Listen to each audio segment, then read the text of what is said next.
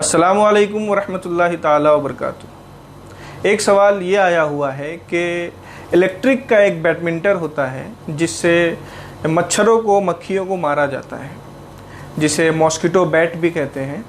तो क्या उसका इस्तेमाल करना शरअन जायज़ है? क्या उसके ज़रिए से मच्छरों को मक्खियों को मार सकते हैं या नहीं? देखिए, ये एक नया मसला है, इसमें उलमाए किराम का इख्तिलाफ़ है।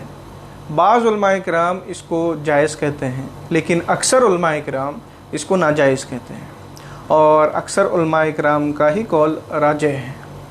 वजह उसकी ये है कि रसूलुल्लाह सल्लल्लाहु ताला अलैहि वसल्लम ने इरशाद फरमाया है, ला युअज़्ज़िबु बिन्नार इल्ला रब्बुन्नार, यानी आग का जो अज़ाब है वो सिर्फ़ और सिर्फ आग का मालिक यानी अल्लाह तबारक व ताला ही दे सकता है। अब देखिए, जब उस इलेक्ट्रिक बैट से हम मच्छर या मक्खी को मारते हैं तो होता क्या है?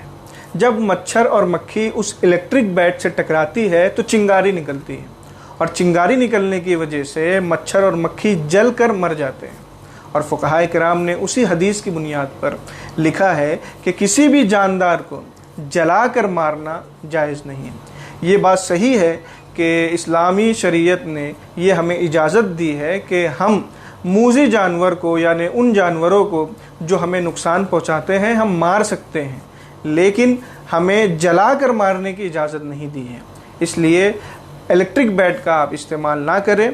इसके अलावा मार्केट में बहुत सारी चीज़ें दस्तयाब हैं जिससे मच्छर कम हो सकते हैं। आपके घरों में मच्छर को भगाया जा सकता है, जैसे गुड नाइट होता है या और भी कोई चीज़ होता है तो आप उसे अपनाएं, या कोई और चीज़ जिसमें मच्छर या मक्खी को जलाया नहीं जाता और मच्छर और मक्खी मर जाते हैं, आप उन चीज़ों को इस्तेमाल करें।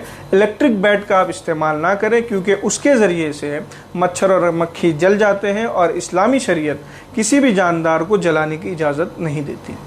अस्सलामु अलैकुम वरहमतुल्लाहि ताला वबरकातुहू।